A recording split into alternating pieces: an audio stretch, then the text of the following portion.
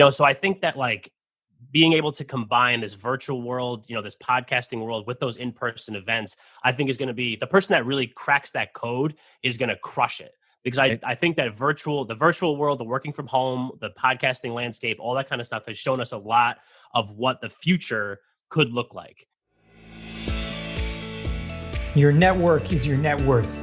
Come listen to some of the most successful people I know share invaluable knowledge, stories, and advice in real estate, business, and beyond. This is Weiss Advice. Whether you want to take your business or personal life to the next level, look no further. Welcome back to Weiss Advice. I am your host, Yona Weiss, and today I am joined by Michael Ham. What's going on, Mike? Yona, good to be here, man. Love seeing the stuff on LinkedIn and listen to the podcast and everything. And I am so pumped that I am now on the Weiss Advice level to get, be a guest with some of the other great guests that you've had on the show. So really excited for this. Well, it's my pleasure. I mean, Michael, he's a podcast host as well. And I always love having a podcast host as a guest because they get it. Not only do they have the same equipment, right? Pretty cool. And the green screen, everything like that. No, but they understand how the conversation goes, make this as entertaining, as educational, informational, whatever you want to call it, as possible. Mike is the host of The Morning Spotlight. You may have seen it. He's very active on LinkedIn, Instagram, now Clubhouse, and many other platforms as well. He is, by day, a sales executive with Fidelity National Title Group. So, we're in the same business essentially to a certain extent, but it's pretty cool because networking and real estate is really the name of the game in anything you're doing in real estate, especially commercial real estate. It's all about networking. It's about who you know and how you make those connections put together. So it's incredible that we have the opportunity to sit here today. And I just want to tell you, I love your branding, right? The logo, everything. Thank you. It's spot on. Yeah, I'm very proud of it. And like, it was funny when I started the show and I started just on LinkedIn. So just a LinkedIn video series. We do an episode a day, 5-minute spot, me like interviewing somebody with the same 3 questions. And I called it The Morning Spotlight because in the morning we would spotlight someone. So very basic, right? Not a lot of like heavy thinking there. Right. And then when I transitioned it into what the show is now, like a more traditional podcast, I went basically like a week trying to figure out what I was going to name this new show. And eventually I was just like, what am I doing? Like, why am I trying to reinvent the wheel? I did 60 episodes over a 12-week span with the original show. And I built up that brand on LinkedIn. So like, why am I all going to sudden just like take it, throw it out and start something totally new? Like, why not just slowly transition it? And that's what I did. And, then got some t-shirts made because, like I'm a nerd like that and, all that kind of stuff. But I have fun doing it. I think the first thing I did when I transitioned the show into what it is now, I got t-shirts made because I just, why not? So yeah, you got to have the merch. Yeah, you got to have the merch. That's how you get the brand out, even though like maybe it's just me and my mom wearing shirts like that. It's cool. Like I have fun and I wear them out. People are like, oh, what's that? And that's how you get it. Exactly. That's how you get recognition. And people, all what branding is about is really just recognizing you and who you are and what you do. So yeah, it just happens by putting yourself out there over and over again. Yeah. But that's pretty cool. I love the fact that you kind of took it from a LinkedIn video series, which is pretty popular. And a lot of people doing that, right? LinkedIn video the past couple of years has actually taken off and become a great platform to post content and to, get in front of the eyes of the right people. Because everyone on LinkedIn is really on there with a business mindset, I would say. So they're kind of there, even if they're not necessarily looking for a business, but they're coming there with a business networking mindset, which is why I love it so much over, any other platform. Yeah. So to kind of do those short little videos, I think it's just brilliant. And then turn it around and then repurpose that or into something else. Yeah. And that's really what it's all about. I mean, once you have content, you can repurpose it and you can kind of grow it or take it in any direction that you want to go, which is what we're kind of doing with Weiss Advice right now. Right. Yeah. I mean, like for me, it was just a matter, like I started the video series in May, I guess, of last year, because obviously like all the COVID stuff happening in March and, here in Jersey, obviously everything was shut down from basically March till almost June. And, like I sell title insurance. I need to be out in front of clients. I need to be at lunches. I need to be at events. Those things weren't happening. So that's why I started these virtual networking events. I would run them every Tuesday night, 5:00 on Remo. And we, they were successful in their own way. Like we would have 35, 45 people show up every week. And I was getting a lot of traction on LinkedIn because of those things that I was posting about those events. Right. And I decided that like I'd always heard that video was a good way to kind of get out there more engagement on LinkedIn. So I was like, why not take the people that I'm networking with anyway? I asked 10 people right out of the gate because I figured that would give me 2 weeks of content. COVID would be over by then and we'd all kind of go back with our lives. And obviously here we are, almost a year later and it's not. Right. But all 10 said yes. And, that just kind of catapulted it into what, I did over the next 12 weeks. So that's kind of, how the show started, and it just kind of like worked out really well. I mean, it was received very well, and but doing so much content, doing it every day for 12 weeks straight and doing 60 episodes and all that kind of stuff burns you out a little bit.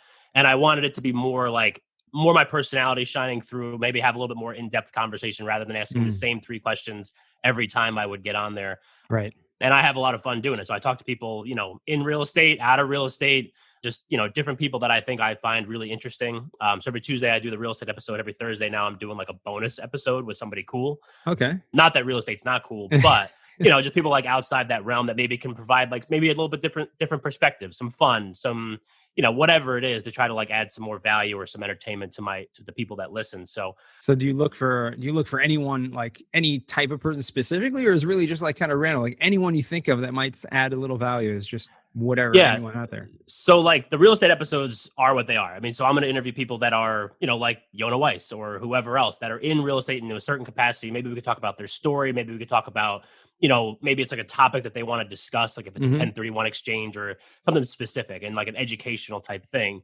For the bonus episodes, I mean, I just am out there so much, like you mentioned, in Clubhouse and Instagram and wherever else. And I see these people that are just like, I find just like really interesting. So I've had on Olympic athletes. I'm interviewing another one this afternoon who's also from Jersey, people like cancer survivors, mental health people, the people that like, not only are they just have these incredible stories, but maybe it's not directly related to real estate or business, but there's like that mindset thing.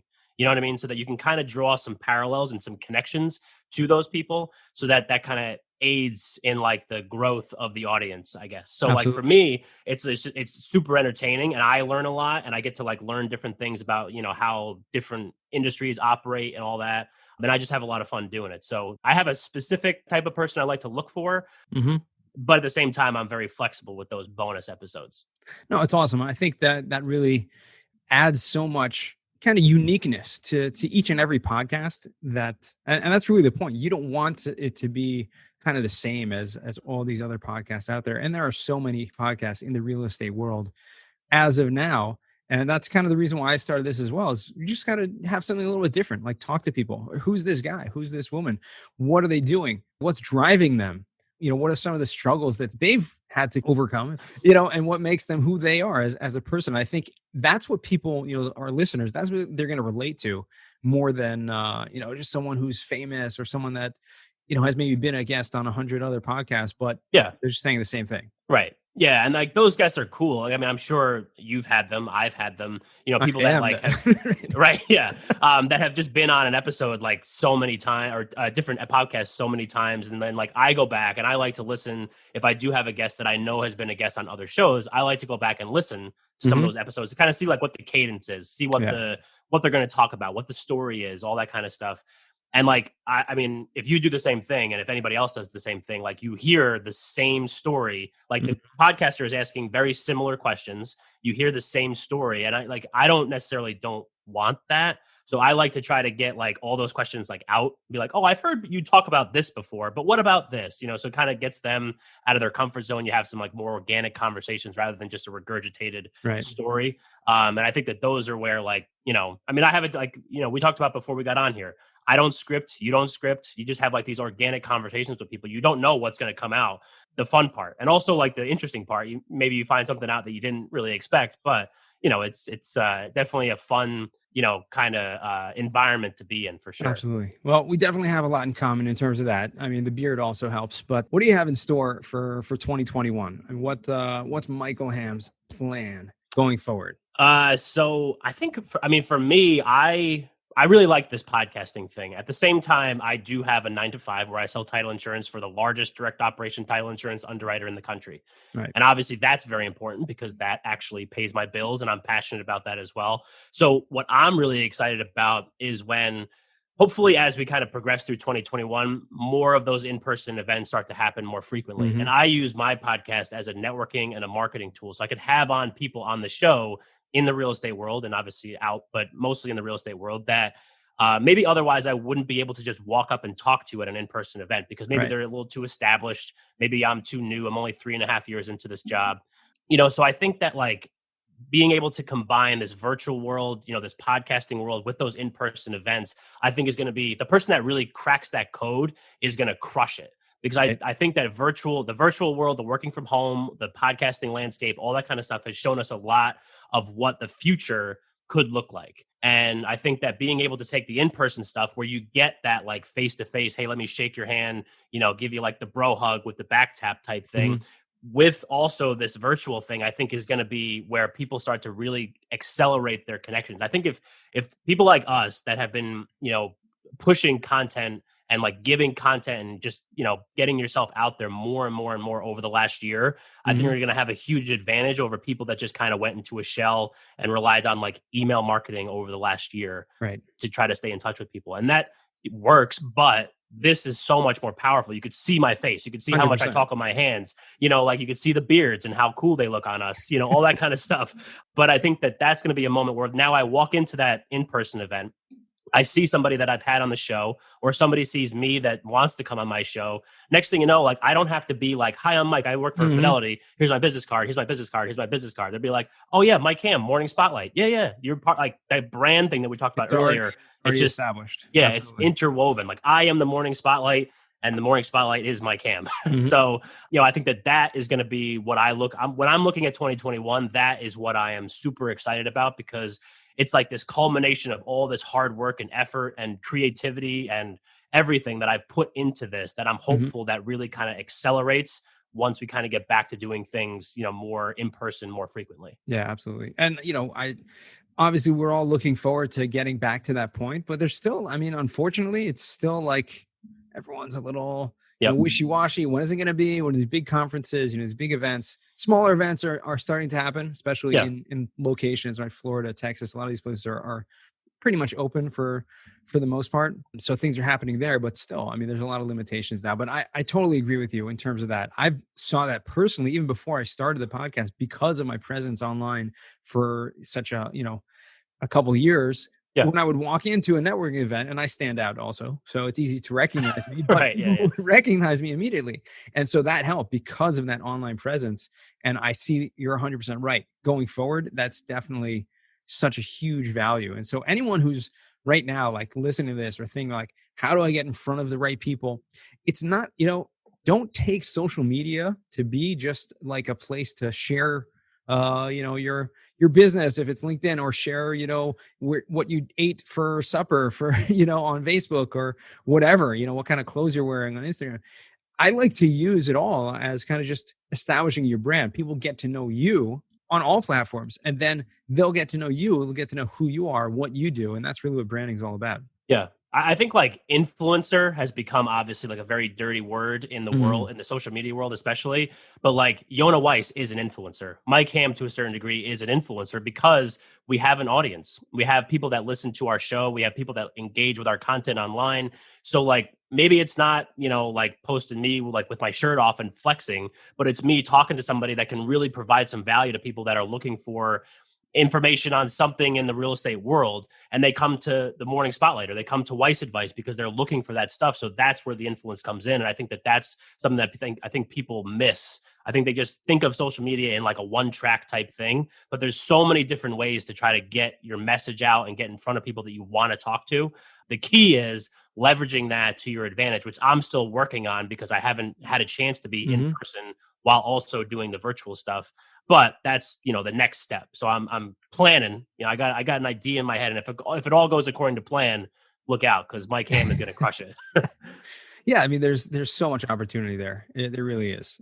And like you said, people recognize you, especially if you come with the t-shirt, everyone gets it. Everyone will recognize it immediately. That's awesome. What do you in terms of the networking, have you made any specific plans yet in terms of like specific events? Or I know you put together some sort of event on your own in person. Is that starting back up anytime soon? For my events, I'm just waiting to see what some of the bigger organizations do.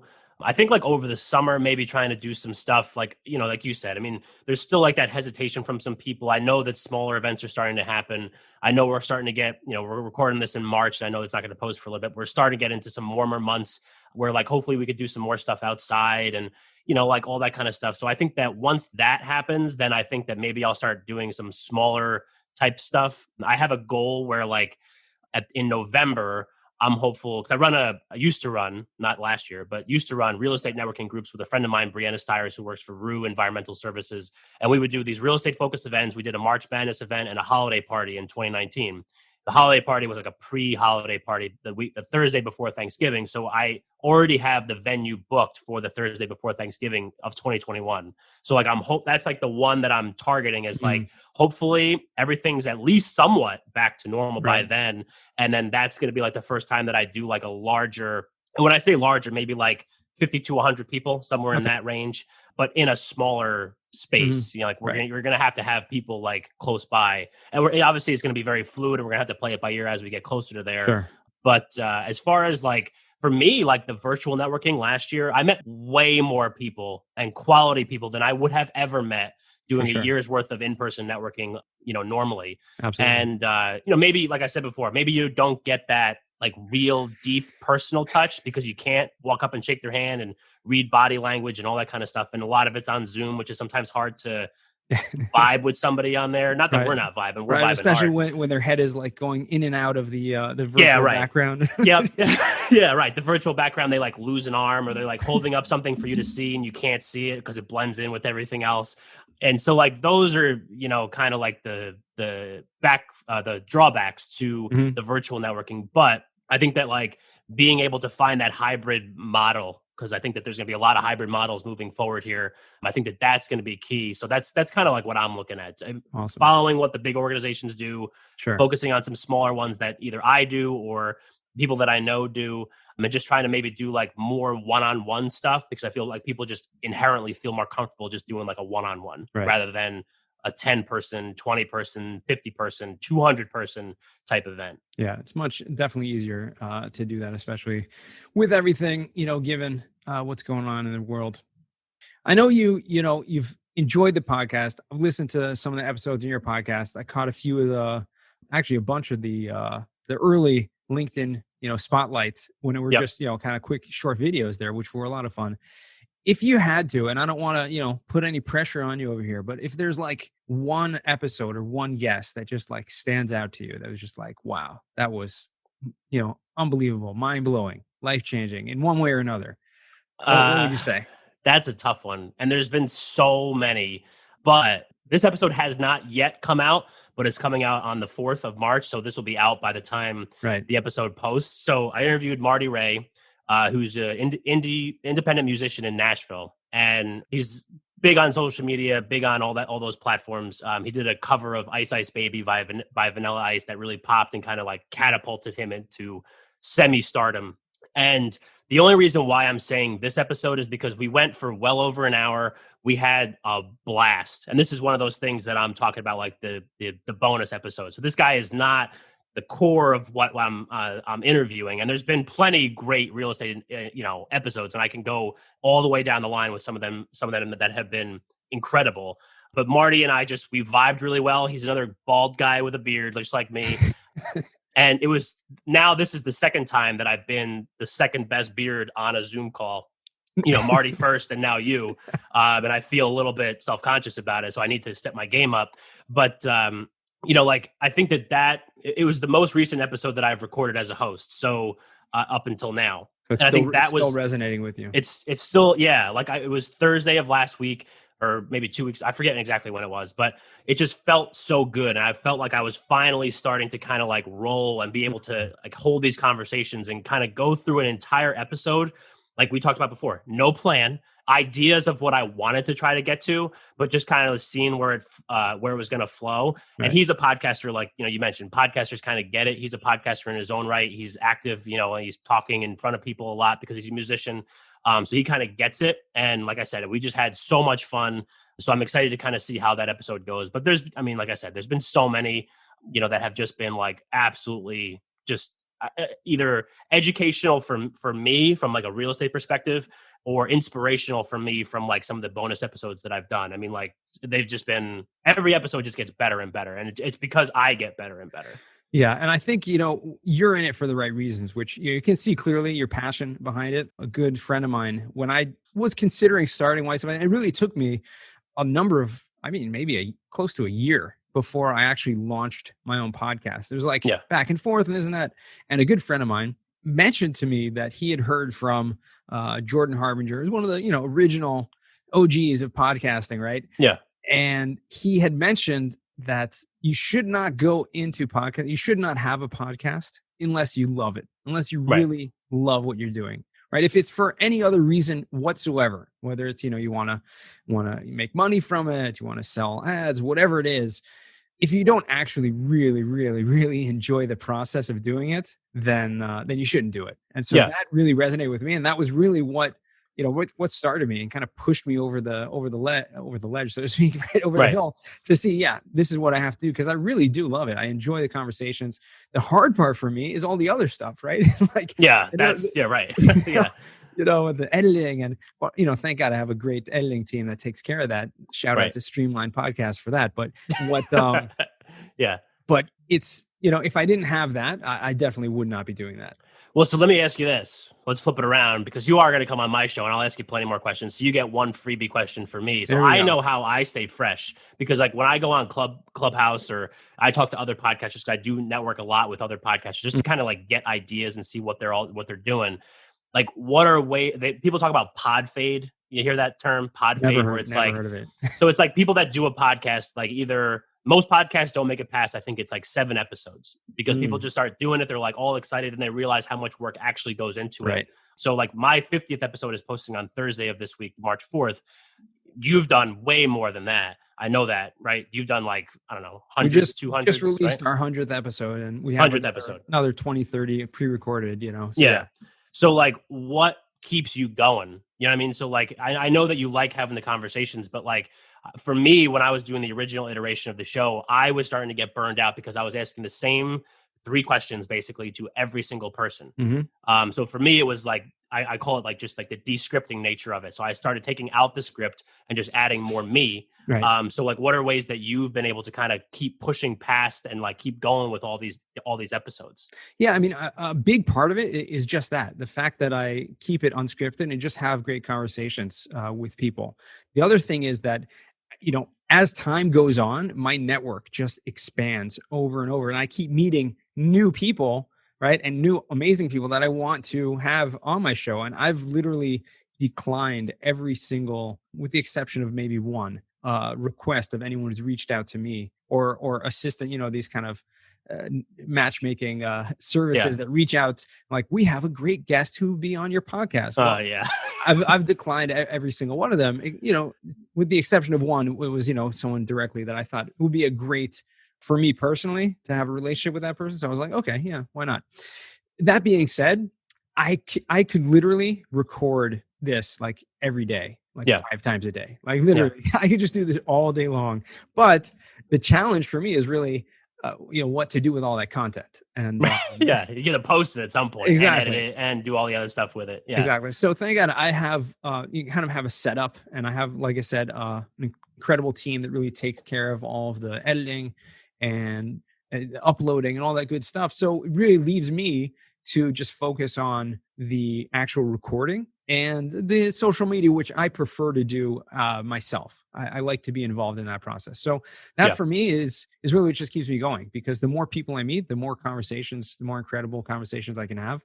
And if other people get value from listening to this, then that's an added bonus. Yeah, absolutely. Yeah, it just for me, it comes down to like every conversation I have is a new experience. You know what I mean? Like, because we're not scripting it out, and because we're just having like real organic conversations, you just get to know somebody. I mean, like we did a preliminary call because that helps, just kind of like get the vibe, see the face, talk to them a little bit. But sometimes I just say like, screw it. I'm too busy to do a preliminary call. They're too busy to do a preliminary call. We're just going to get to know each other in the next 45 minutes on this episode. And then we just kind of go. So I think you're absolutely right. Just being able to have like these brand new conversations every day and continue to learn and do all that kind of stuff just makes it like, it's a new experience every time you hit record. Absolutely. Yeah. It's a lot of fun. Like I said, it all comes back to the fun factor, right? If you're not enjoying it, then it would be impossible. But Mike, I want to segue into the final segment of our show over here, which is the final four. These are 4 questions I ask to all my guests. And the first question for you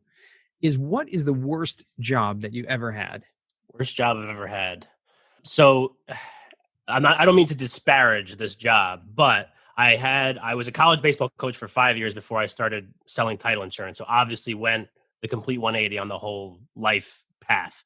There was the in-between job. There was I was a director of operations at an indoor sports facility that I thought was going to be a great opportunity for me because it was going to marry the MBA that I just got with the baseball side of it that I was experienced with. I did it for 8 months. I was working basically nonstop, getting phone calls from parents at 9-10 o'clock at night on a Sunday because so-and-so, their kid didn't bat third or play first base, whatever, during the course of the tournament at all. And while I had a great time, like working with the kids and coaching and doing all that kind of stuff, it just it wasn't a good fit. And for a variety of reasons, but it was a small family run business. I got along with the family, but it was also how they feed their family. So as much as I was putting in, it's one of those things where and I get it. It's just wasn't going to be enough. It was never going to be enough because I was basically the only employee that they had running this business, which is how they feed their kids. So even though I was working 7 days a week, almost 10 hours a day per day. Wow. It was just eventually that's kind of how I got involved in title insurance, was because my dad is a title insurance. He's our regional counsel for Fidelity.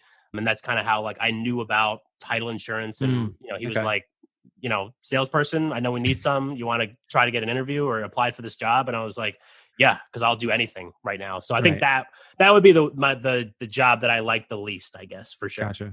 Okay. Yeah. That I could see for a variety of reasons why it wasn't a good fit. There was good stuff about it, obviously, like I said, but there was just so much that was just kind of just mentally and just stress, that just exhausting, that kind of just disenchanted me with the whole lifestyle for sure. Okay. Well, what the second question for you, what is a book you've read that's given you a paradigm shift? Okay. So I mentioned to you before, this is going to be difficult for me to say because I'm not an extreme reader, but as soon as I was done giving that answer before, I remember this book that I read that has really, for me, been a big changer in my life, and it's The Energy Bus. So I think it's by John Gordon. And so The Energy Bus just talks about how you want to ride on the energy bus with people that have the same type of energy as you, right? So not if you're really jacked up and jittery like me, but people that are just kind of rowing the boat in the same direction. You don't want, he calls them energy vampires, people that just like to suck the energy out of you. And I think for me, just being able to surround myself, whether it's networking or friends or, anybody, relationships, all that kind of stuff. I think that it's just important to surround yourself with people that are going to support you. Right. And that doesn't mean blindly saying yes, go do that stupid thing, but just making sure that they, have your best interest in mind, and they're going to constantly kind of push you to do good things and do what they think that you're capable of. And I think that was a really important book for me, and one that I actually read cover to cover, which is sometimes rare because sometimes I kind of lose interest and go to do something else. But that was one, I would say, Energy Bus, John Gordon. Awesome. Okay. We'll add that one to the list. Yeah. I think I haven't read it yet, but I think, the premise that you're saying is pretty self-evident in the fact that it really starts with the awareness of just knowing what your energy is and knowing right who the people that are pulling you down or pulling you away from things that you love and things that you feel are important. And that sounds like it'd be a good read. Right. And sometimes you don't even notice. Sometimes they're just people that are so close to you that you're just well, this person's my friend or this person's a family member or whatever. But you don't realize in the moment that they're literally just dragging you down to the depths because maybe they don't feel comfortable with you succeeding, whatever the reason is. But it's important to identify those people and try to start to weed them out. And then just doing stuff like this. I like talking to you because I get the same kind of energy from you that I get from other people that I, talk to about doing podcasting, because there was plenty of people when I was I want to do a podcast. They're like, what are you, dumb. Like, you don't have a good voice. You don't, you're not a good public speaker, whatever the cases were. I was just like, see ya. I'm doing it anyway, bro. Yeah. Like, it's okay. So yeah. No, I hear that. Absolutely. Let's move to the third question for you, Mike. What is a skill or talent that you would like to learn? A skill or talent that I would like to learn would probably be, to be a podcast host. No, I'm just kidding. I think like being able to play an instrument. Like I've always been interested in like playing the guitar, but like, I own one and just never learned how to play it. And it was like one of those, and that's like sometimes the problem with me is that like, I'm like, ooh, I'm going to go do this. And it's like, I do that for a week and then I get something else in my brain and I kind of go do that. Podcasting has been one of the few things that I've like carried through because I just enjoyed it so much. But, talking to different musicians, like I mentioned, Marty Ray and all these other people that I connect with on Clubhouse or wherever. I'm like, always like, oh, that's just so cool. Not even just do it like professionally, just being able to just like, hey, let's jam and then, play a guitar. I don't know, something like that. I think that would be something that I would want to do. That's cool. Yeah. Music is awesome. If you can do it, you just gotta jump in. You just have to commit. Right. If you want, you got to commit. And that's the thing. Like like if I get on the tracks and I'm going with something, you better look out. Cause like I'm not stopping and I'm going to figure it out once I kind of, get rolling with it. It's just a matter of me like pushing past that initial interest and getting into like the next level stuff and really diving in, like you said. So yeah. So play guitar, maybe that. Okay. Very good. And fourth and final question, what does success mean to you? Okay, so this one, I told you I listened to a couple episodes this morning of the Weiss Advice, and I heard this one a couple times, and I was thinking about it like all day, and I still don't know exactly what my answer is, but I'm going to give you the best one that I possibly can. So there's a guy that I follow, a fellow podcaster, Pablo Gonzalez, and he quotes this one thing all the time: would you rather be a king or a kingmaker? And for me, I would want to be a kingmaker. Like, I think from a networking side of things, from a podcasting side of things, I want to be the guy that like people come to when they're looking to kind of grow themselves, So like from a networking standpoint, like, yeah, I sell title insurance, but I do so many other things, whether it's the virtual networking, whether it's podcasting, whether it's whatever, all the stuff the extra stuff that I do to try to like help either myself network or help those around me that are trying to grow into like maybe the next level of their career. Like a lot of the people that I have as clients or networking partners, I'm 30. A lot of the people that I have around me are between the ages of like 25 and 40. So around my age, kind of similar situations as far as like career path and all that. So like, I want to be that guy that people come to kind of help them grow and move on to like the next levels of their career. And by association, hopefully, if they're paying it back the right way, maybe I kind of keep moving myself up the ladder. So like when I heard him say that once, I was just like, holy crap, like that is like perfect. So like, I think that's what I would say, is being like the guy that people come to that, like helps other people. Yeah, I hear that. Absolutely. Yeah, it's important for anyone. I mean, that's the type of person I think a real successful person would strive to be, right? When you focus on other people and focusing on how I can help others. So definitely love that answer. Relate to that. Mike, where can our listeners find you? So LinkedIn is always the best place. I'm on LinkedIn probably more than I should. I try to stay as active as I possibly can on there. So I'm Michael Ham on LinkedIn. And then on Instagram, I'm at The Morning Spotlight if you want to just connect more with the show. And the show's on every podcasting platform, Apple, Spotify, iHeartRadio, Google, wherever. And if you want to check out the website, it's themorningspotlight.com. So those are all the best ways to find me, connect with me, listen to the show, all that kind of stuff. Awesome. Well, I hope our listeners got a lot of value out of this conversation. I certainly did and enjoyed it thoroughly. So, Mike, thanks again for joining me. Thanks so much, Jonah. I'm looking forward to having you on the Morning Spotlight coming up pretty soon. Me too. Yeah, that's going to be fun. We'll turn the tables a little bit. And to our listeners, remember, the best advice comes only when you ask.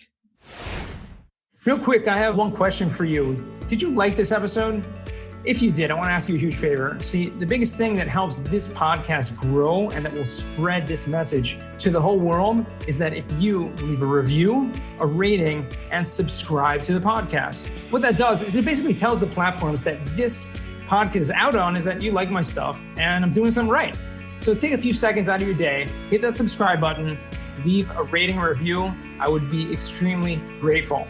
Also, I want to hear from you guys. So I want to hear some feedback. If you have any questions for future episodes, please find me on LinkedIn. Send me a DM, a connection request, Jonah Weiss, and I'd love to hear from you.